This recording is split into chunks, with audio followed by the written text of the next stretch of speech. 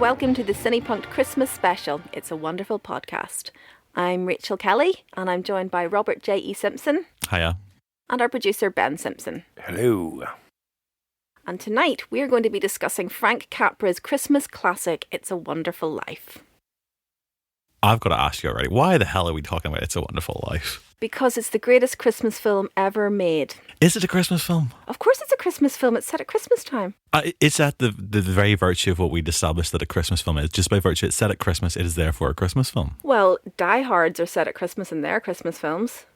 This is the baseline, yes. It has to be set at Christmas, I think, and it makes it a Christmas film.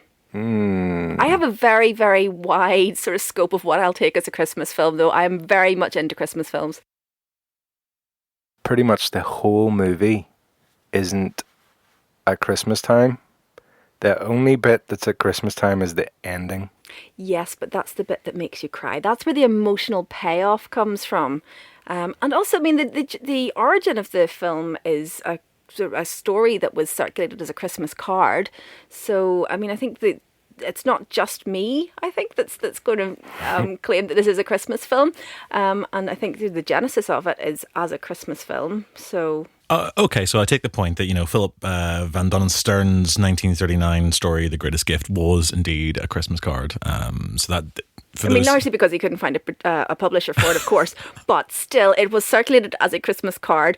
He had Christmas in mind for it. He said it at Christmas Eve, and I mean, the whole magic of the film sort of circulates around the fact that Christmas has this magic, regenerative property that sort of brings out the good in mankind, and especially when you have a particularly good human being, this is when the world sort of comes to the conclusion that actually, you know, George Bailey is the best man, and that's why they want to save him, and that's where all of this kind of recuperative and sort of joyful, happy, feel-good loveliness comes into the film. Loveliness being the academic term that I choose to use. Oh, I don't know. I blow hot and cold about this one. I mean, it's one of those things that, you know, local cinemas now have this back on every year, and it basically, they're Little Art House cinemas in particular, and they let it run for weeks and weeks because everybody wants to go and see it. And it is hailed as this Christmas great. And I think, as you know, but Ben rightly points out, I mean, you know, the Christmas element of it is really quite a small part of the story. It's not really a Christmas film for the most part of it. Well, that I will grant you. And I suppose a lot of the sort of the Christmas tradition surrounding It's a Wonderful Life comes from just the tradition of showing it at Christmas. And in fact, you know, that's why we know this film at all, is because it got picked up and shown at Christmas as a Christmas film when somebody forgot to renew the copyright. So, I mean, a lot of it is to do with the nostalgia, I suppose, associated with the people who fell in love with this film as children, seeing it at Christmas time. But I don't think I really don't find it that much of a stretch to call it a Christmas film. I mean, it's bookended by Christmas. Yes, most of the film takes place at a time other than Christmas, but we're brought in on Christmas Eve, we leave on Christmas Eve, and the bookend narrative, which is the part of the narrative that is actually drawn directly from the original story, is a Christmas narrative. So I take everybody's point that, you know, you could argue against it being a Christmas film. I don't see why you would.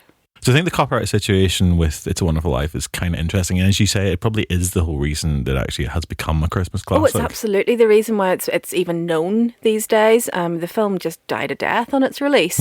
It was not wholly responsible for the collapse of Capra's Liberty Films, but it was very much a factor in the reason why it collapsed. You were talking to me about this a bit earlier on. Do you want to talk about that? Because it's not something I've read an awful lot about. Well, you see, I tend to think of it in line with it's an uncynical film released at a cynical time. I mean, that's part of Frank Capra's whole thing. You know, a less cynical director, I don't think you could find working in any era of Hollywood, and that's part of the whole appeal of Capra's films is that sort of hope and optimism and faith in mankind and faith in the ability of one good man to do incredible things for the world, for his community, for his family, for his friends.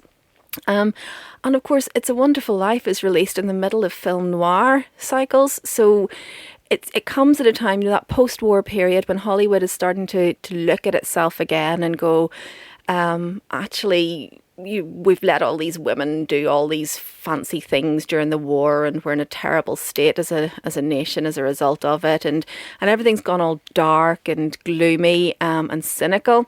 And into the middle of all this is released this wonderfully uncynical film about the good that George Bailey can do, and the fact that there is no Bedford Falls effectively without his unselfishness and his kindness and his general goodwill. Release that into sort of middle of film noir, and you don't necessarily have an audience. And I mean, as far as I remember, it didn't do terribly badly, but it needed to do better than not terribly badly because of the budget. So it kind of disappeared on its release. I don't think it was particularly well received by critics. I don't think it was particularly badly received by critics, but it just went a bit lukewarm and sent Liberty Films into a tailspin. From which it never recovered, and Capra's career never really recovered. There were, as far as I remember, nominations for the film. It was the critics did like it enough to want to kind of nominate it for stuff, but then it sort of, as you're right, it kind of broke even more than anything else, and then it's not really enough in the film business, and it sort of sits away. Yeah, it's not really enough when you've put as much money, I think, as what had been invested in this film. It needed to do better than slightly okay. So the lines that I've been reading suggest that in the 1970s, as you indicated, the film had gone out of copyright, gone public domain because somebody forgot to renew the copyright. Somebody had screwed up, basically. And so what happened was that you got television stations who decided that this is a free film. It's a Frank Capra film, who's a director that people recognise. It's a Jimmy Stewart film. People love Jimmy Stewart. And it happens to be set partly at Christmas. And so they would stick it on rotation. And I read a nice little anecdote earlier on today about somebody who was watching it in Christmas in the 1970s, and they ended up playing like It's a Wonderful Life roulette. You basically channel hopped and you could not avoid it. You kind of went from channel to channel and you would catch it at a different part of the film because the film was just on that much. For our younger listeners, it did not used to be possible to listen to watch films on demand. This is true. I mean, this is kind of, but even now, I mean, this is a film that you watched this on demand, Ben, yeah? It was on Amazon. You watched it? Yes, I watched it on Amazon Prime this morning. So that's an on-demand system. Yeah. Should we point out at this point that other on-demand people are available? They are, but unfortunately, it wasn't on Netflix. But how many actual channels were there at that period of time? When you're talking about America, so this is another thing, there's a cultural thing. So in the UK, in the 1970s, there was BBC One, BBC Two, and the ITV network, and that was it. So we had 3 channels in the UK. In the States, they had more, and they would have public sort of PBS broadcasting as well. So this is like a public network television, a bit like our colleagues at NVTV. Oh yeah. If you think that's the kind of service that they do for the UK. So obviously there was it is a very different thing, and I think being slightly younger, being in Europe and looking at what basically kind of grew up as a cultural phenomenon in the States, I think it's a very, very strange situation for us to be. So I don't think we maybe appreciate it in the same way. In Britain and Ireland, there was a different kind of film culture. I think there was a very different slate of films, and obviously you had less option for things to be kind of screened endless cycle. I'm sure I must actually I haven't looked to see how often it was broadcast in the UK, but it would have been up against a lot of other things over here, whereas in the States it was one of those things. It's like that version of A Christmas Carol that you always see. Yeah. To be fair, I mean, I don't remember being particularly aware of It's a Wonderful Life showing on UK television when I was a child. I think I associate other films with Christmas time in the UK, most of them involving Julie Andrews for some reason.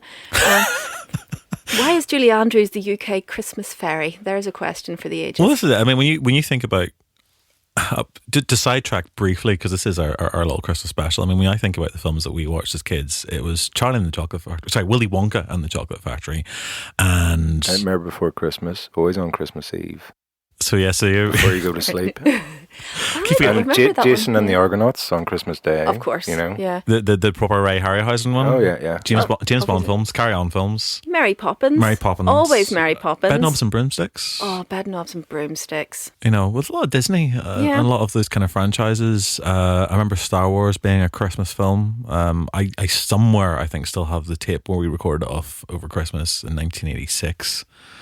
I remember the label very, very clearly. Well, that used to be what you did, wasn't it? You know, that was how you got your films for the rest of the year. You recorded them on VHS when they came out for the first time over Christmas. Oh, I can tell you about it. I mean, it's been something that our generation before you and I probably would have done a lot more of, but somewhere in the house I have 2 60-minute audio cassettes on which I recorded Star Wars off the television. Oh. I still have them, these kind of neon looking cassette tapes, and just recorded the soundtrack and listened back to that.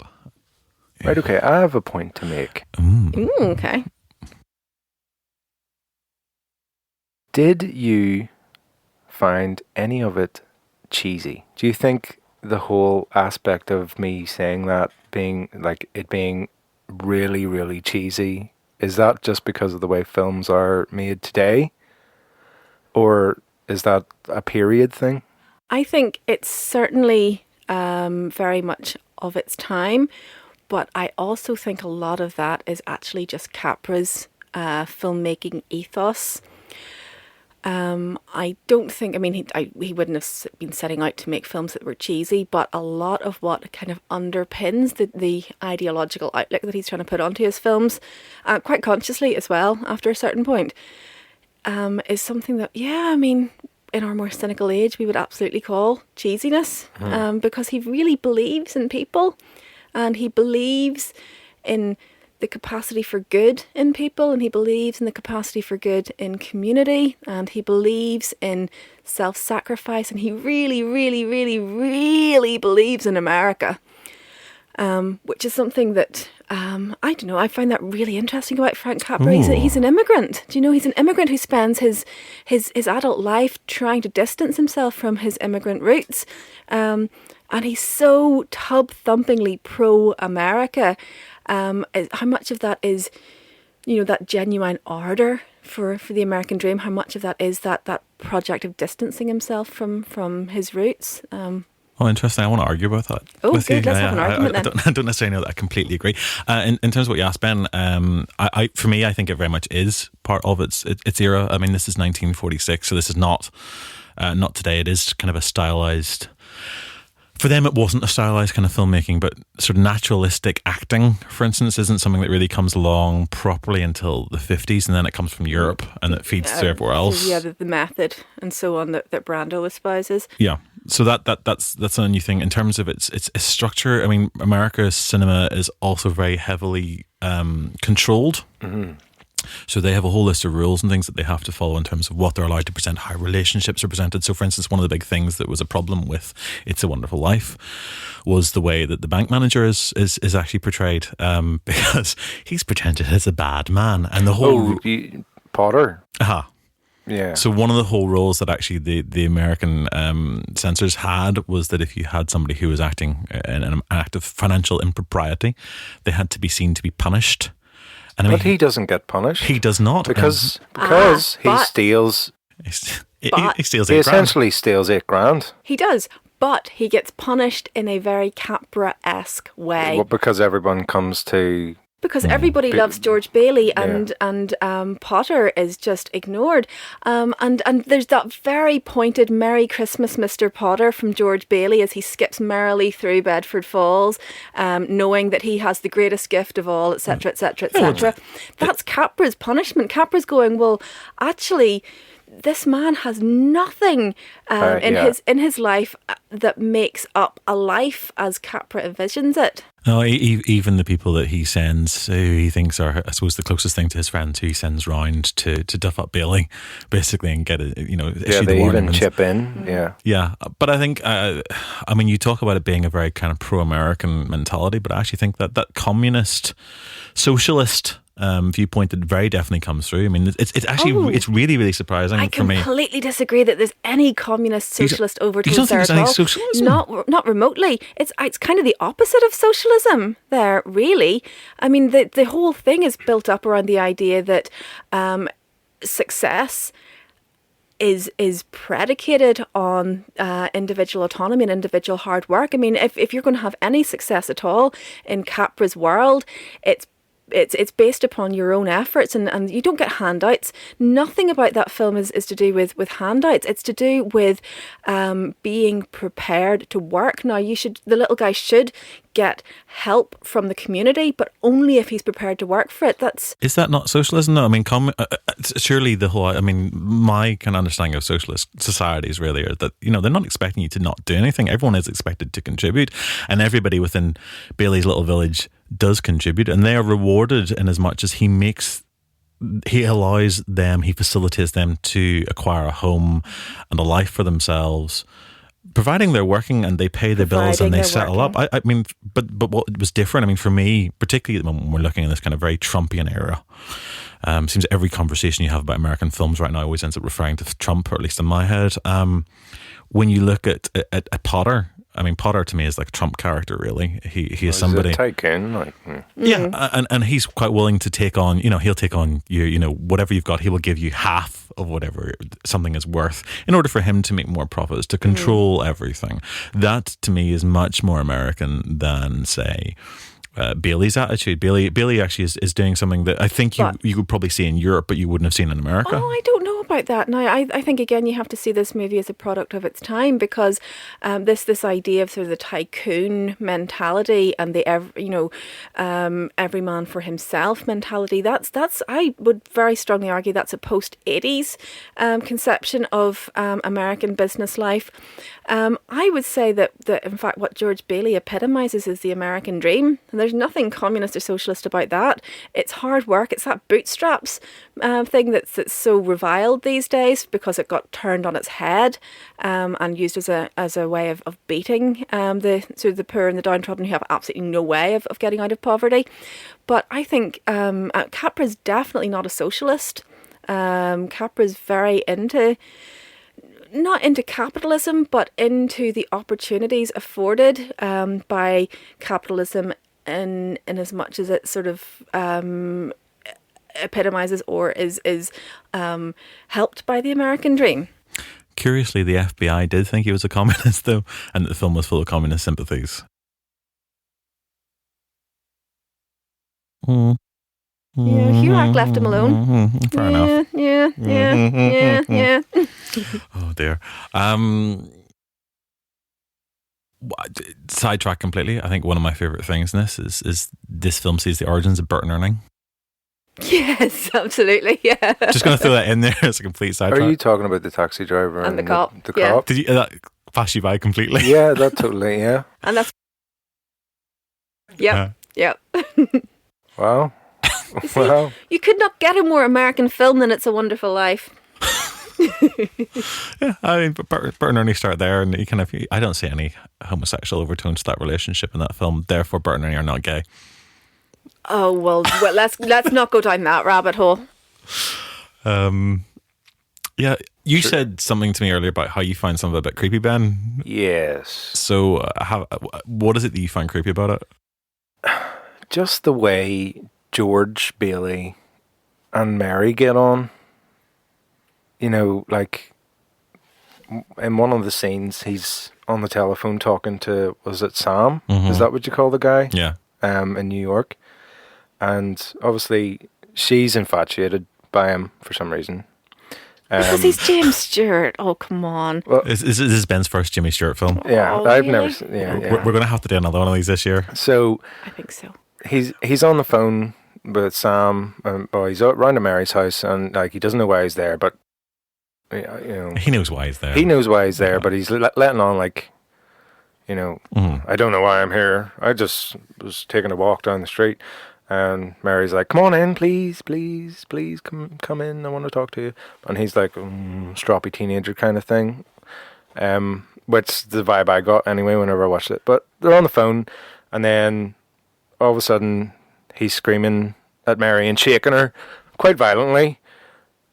I was like, what are you doing? And then he starts kissing her in a really weird way, you know. So I think what you've picked up on as well, it's not one of those things of sort of cinema at that time and the way that relationships are often portrayed. And I think it's something that we're still kind of dealing with a lot. I mean, particularly the older man, younger woman relationship. I mean, he's in reality 38 when he makes this film. She's, I think, 26, 24. Yeah, but he's playing a teenager for at least part of it. Yes, and he's playing certainly young 20s at that point, which is just, it's interesting. Okay, I wouldn't get away with it. No, and I wouldn't get away with it either. But you sort of you've got to sort of willingly suspend your disbelief, I think, for that. I mean, it's no worse than Stockard Channing playing Rizzo in Grease, surely. I mean, she was at least twice as old as she was supposed to be in that film. Yeah, I mean, it was something that used to happen an awful lot. You do less and less of it now, but it used to be fairly common for older actors to play much younger parts. And I think that possibly adds slightly to it's the performance's edge, but the way that he does that scene, I mean, part of me loves that because there's this moment where there's this relationship that clearly is meant to be, right? You know, they are quite well suited to each other. Yeah, he's in denial. He's like, I won't get married, and then next scene they're getting married. Yeah. Bells and then walking down the stairs and everyone throwing rice. Because he's lying. Well, yeah, he doesn't really know what's good for him or good for the community. I'm going to keep coming back to this because I think that's really, really key to what Frank Capra is trying to do with the film. Well, he seems to always be struggling. I mean, he makes a point in that scene of sort of talking about what, you know, as long as he gets what he wants. Yeah, but he's been denied what he wants the whole way through. Film. Yeah. But what he wants, what he thinks he wants, is not what he actually needs, because what he actually wants deep down is for his whole life to have meaning, and he doesn't realise what meaning his life has had. I think you also see it in that sequence with the bank run. You know, he's off. He's got a couple of scenes later. You know, he's got married. They're off in the wedding car, about to go to their honeymoon. Yeah, and he sees the trouble at the bank. So the run happens, and then he ends up, rather than thinking about himself, and she says, you know, just ignore it, kind of walk on. He goes into the bank, and not only is he trying to help his business continue, he's also trying to help the community that he's part of make sure that they're not getting shafted. Yeah, which Potter is quite happy to do. Potter would shaft every one of them. Absolutely, yeah.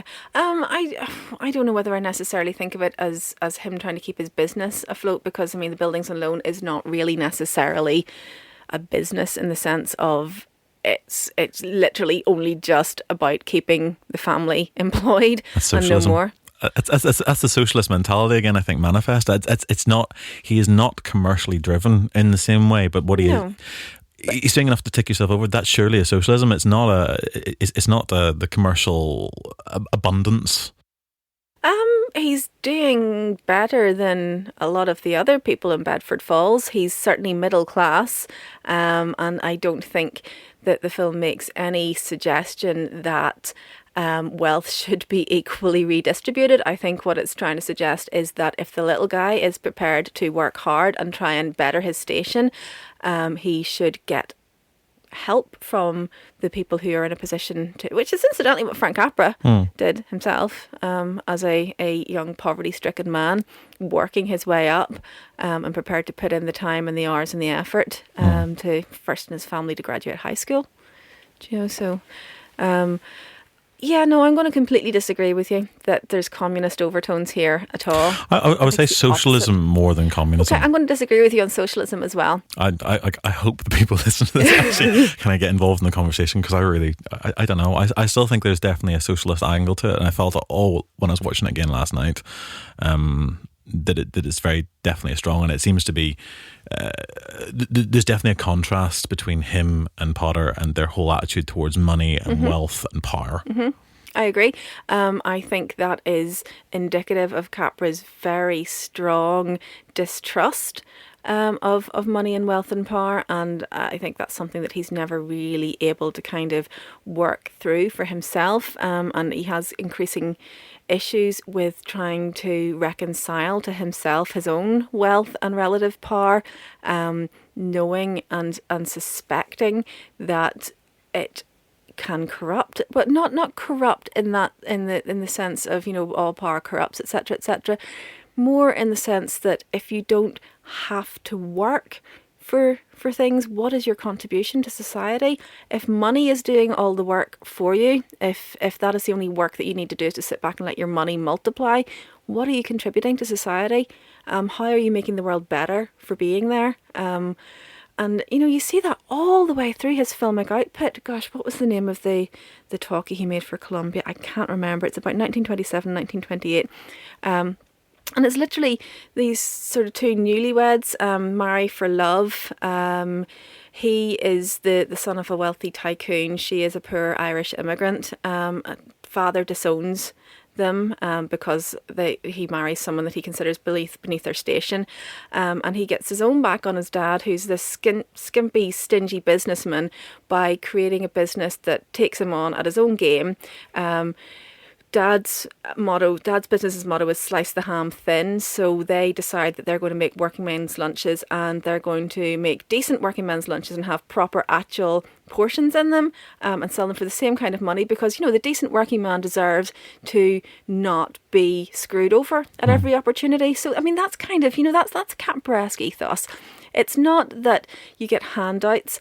It's not that the world owes you a living. It's not even that wealth ought to be redistributed equally. It's that you shouldn't be screwing over the little guy, and you should actively be encouraging and helping him to take his part in this sort of active,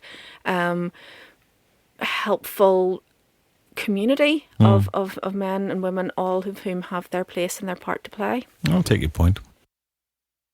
A film called That Certain Thing. For some reason, it was pitched as a Cary Grant film. I love that idea that this could have been a Cary Grant thing. It would be a very different feel. Wasn't that when it was still with RKO though? It was, yeah. So very early on, originally, that was pitched as a sort of vehicle for Cary, and Cary Grant wouldn't have worked with Capra again, though, would he? He didn't rate him at all. Possibly not, but maybe that's it's part and parcel of it. But I always like this idea that there's these alternative films, and it's like, if it wasn't Jimmy Stewart, who's kind of like America's favourite kind of nice guy, would you maybe not buy into it? Because Cary Grant's a little bit more suave, and he's got that kind of sophistication and that sort of how you doing? How you doing? Oh, I've never heard the Britishman Cary Grant ever described as a Joey figure. Yeah, I can't see Cary Grant going, how you doing? I can't see him saying how you doing, but I can see him, he's got that kind of air to him, is what I'm arguing. I mean, he's a ladies' man. A bit, yeah. Absolutely, yeah. He and his stuff is always very watchable as well. Yeah, but, absolutely. When we're very different, I don't think this would be in any way the same kind of success, because I think it takes that kind of warmth. Well, let's remember it wasn't in any way kind of success at the time. But it is. It is now. That's the thing. It is now. It has got that reputation now where it is this great film, and I think Jimmy Stewart is a huge part of that. Yeah, I agree. Yeah. I think so. I mean, when you take it its origins, I mean, this is basically a sort of skewed reworking of A Christmas Carol. Oh, okay. But only with a weird twist. It doesn't happen to the Scrooge in the story, which is Potter, in my opinion. It happens to George instead. Yeah. Potter is definitely Scrooge. He is George is sort of the Bob Cratchit figure in this, and so what you get is it's almost like we just shift the viewpoint. Yeah, well, we're not about redeeming Potter here. I mean, Potter is not redeemed, and he's sort of beyond redemption, I think, as far as Capra or the film is concerned. Yeah, so it is this kind of skewed rendition. So it is like we've switched our viewpoint from looking. I mean, A Christmas Carol is always about Scrooge and about this, as you say, this redemption. And what we do is we take this man who, it says from the outside, actually has everything. He doesn't realise how much he actually has, and everybody loves him. You know, you can't be better. You've got all these friends. And we're taking like Bob Cratchit, and actually, you know, Bob. And you kind of think like there must be points in Christmas Carol, if you take that narrative slightly out, where Bob is sitting there going, my life is shit. I can't stand this. Why the hell am I doing this? My son is a cripple. He's gonna die if I don't do anything. And my boss is a bastard. And you know, though he is the boss, he doesn't have a boss. In this, yeah, but you kind of, I think it's definitely taken its inspiration from A Christmas Carol, and in fact, Stern in his short stories Was A Christmas Carol written before? Christmas Carol was written way before. Christmas Carol is like a Victorian novel. Right, okay. So this is the original short story was written in 1939. It was published in 1939, and he had apparently had a dream that was inspired by A Christmas Carol, and that's what he wrote his little Christmas Carol out. So it definitely is acknowledged as being part of the origin for it. Okay. But I do think as well, you've got elements like, you've got the ghost of ghost of Christmas. Got an angel. Past, present, and future. I think he's the ghost of Christmas yet to come, really, in many respects. Well, I absolutely see where I take your point completely, and I think that's a really, really interesting way, and it's not something I'd ever considered before, but I think in that case, it's very much critical of A Christmas Carol, certainly in as much as it translates. No, and I think in the original short story as well, because it is very critical of the idea that money is the source of richness or wealth. Whereas, A Christmas Carol is all about wealth and not hoarding wealth. And this is the idea that wealth is share not the wealth. Yeah, no, not even share the wealth, because the whole idea behind the sort of the denouement of It's a Wonderful Life is that wealth is not found in money. The richest man in Bedford Falls is miserable. Yes, but Potter is miserable, but the richest guy in Bedford Falls is George Bailey, who is flat, stinking, stony broke. His house is falling apart. But thankfully, he has all his friends who can lend him all the money he needs in order to make back the debt that he owes that he doesn't really owe. Yeah. Exactly. There's a complicated relationship there between the kind of the social aspect and the kind of the financial aspect, and we're probably best not getting too much further into that one because I know we're not going to agree. Not going to agree, no. But I do think taking that kind of Christmas Carol origin, it does give you a very, very different kind of story, and also it's probably the one thing that allows me to say that yes, this is a Christmas film. There you go. I'm going to agree with Rachel at the end, towards the end of our discussion rather at the start. But well, it would be wrong of me to say I told you so I won't. Okay, right. Here's a far out thought. Was the angel real, or was it all in his head? Ooh. That is interesting, yeah. That's kind of crucial to A Christmas Carol in many respects as well, because as Scrooge himself acknowledges, how it's possible to do all that thing in one night to see such sights. And I think in many respects, it's exactly the same here, is it not? Yeah, I think it's a really interesting point, and I think it makes it really very much darker if the angel is not real. Because he was stocious whenever he sees the angel. I think Capra is just not cynical enough for it to be a figment of George's drunken imagination. I think Capra, and I think particularly the opening section of it as well, where they flag up, Joseph, there's a terrible problem down on Earth, which is hokey, cheesy. It's not necessarily very aesthetically pleasing, but it's lovely. It's cringy, is what it is. It's so terrible. Not. It's so what it does do is it betrays very much how non-secular Hollywood could be at that time, which you don't get so much anymore. Which, in some respects, is quite refreshing that you're still allowed to have thoughts and viewpoints and faith of your own, and that's actually acceptable, and that's fine. And America has always been much better at doing that than I think the UK has in many respects, certainly in cinema. But that opening is terrible. It is for a filmmaker to spend what must be 5 minutes looking at the starfield with two little lights pulsing. And then one little light arrives. Galaxies, and then a little star. It's terrible. I'm just like, let's get into the story. And also, it doesn't really come back to it again at any point. It's pinning its colours to the mast, though, right from the very beginning. Oh, totally. It's saying this is an uncynical film. This is uncynically looking at religion and underpinning the loveliness of the world on sort of supernatural kind of Christmassy things. It's very definitely Christianish, I think. You've got these two parental galaxies, one of which happens to be called Joseph. I don't think that's an accident. This little baby Clarence kind of comes along. It's hard. I don't know. I hate that opening. But in terms of is he real, I think you're meant to think that yes, he is, because right at the end, and I'm sorry if you haven't worked out already, folks, we do spoilers in this show. After he's been told, the greatest, richest is the man who has all these friends. What do you see sitting down and amongst the presents there, and amongst all the cash, there is that copy of Tom Sawyer. Yeah. So which was Clarence's copy of Tom Sawyer. Yeah. So it's there. Yeah. It's very clear that It wasn't all a dream. Yeah, it's not. So, if it wasn't a dream, was it an alternate universe that he got taken to? And I just went That's totally probably- far out So there. you're now suggesting. So you like this because Ben is now suggesting that this is science fiction. Ooh, okay. It's a Wonderful Life as science fiction. I could go there. This is going to be your third novel now, isn't it? Yeah. You know what I mean? You only get 10% of Yeah. that.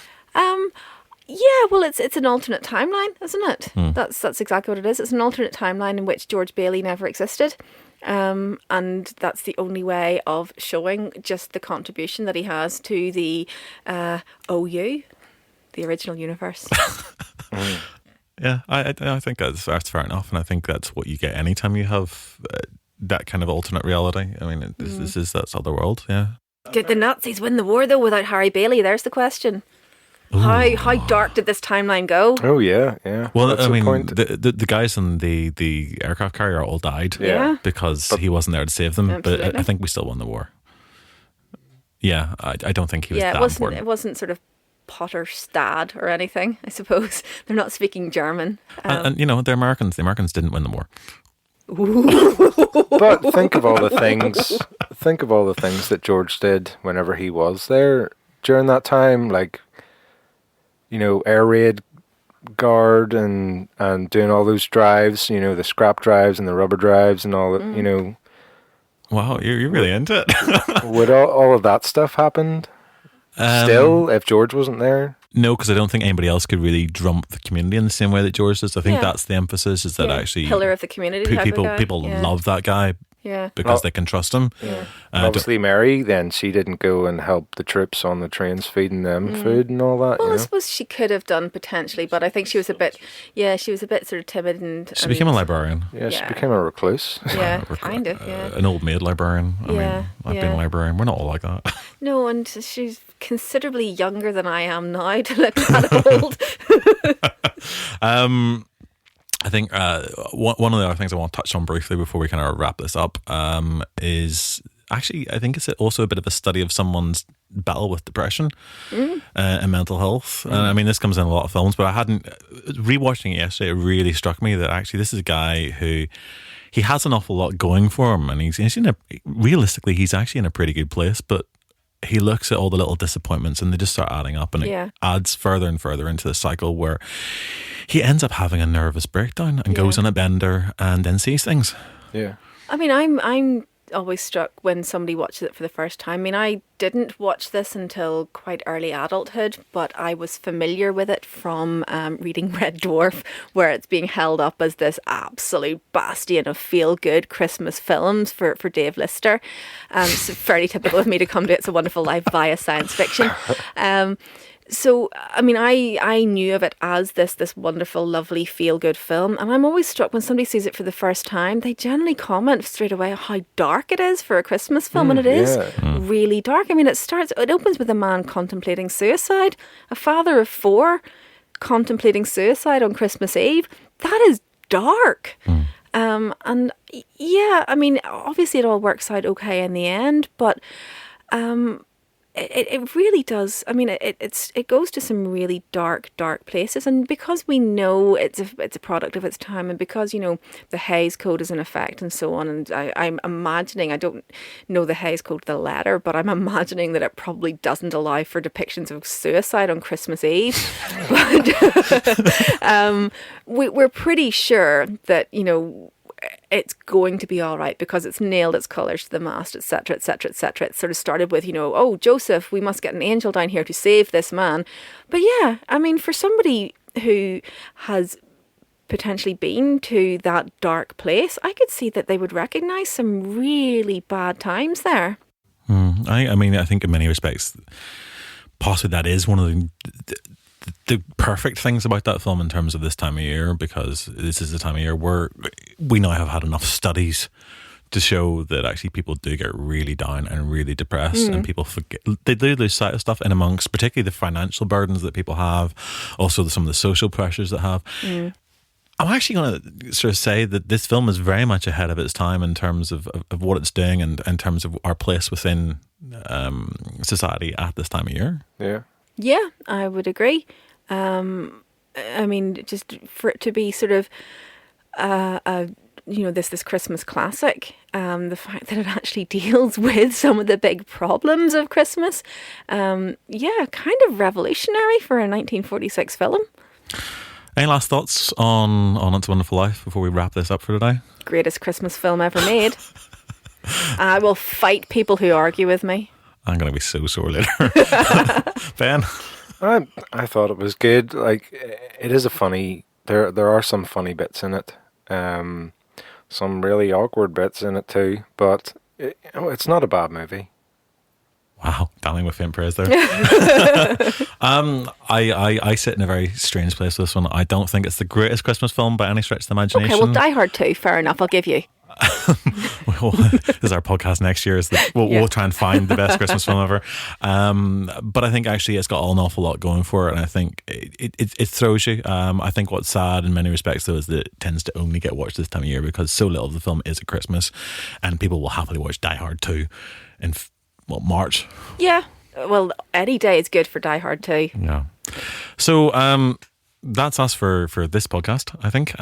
So thank you very much for listening, and you will be able to find out more of the show, find out more about our live events and other exciting projects that we've got coming up. If you check us out on Facebook, look for CinePunked, and also we have a website, www.cinepunked.com, and we will start adding stuff to that as well.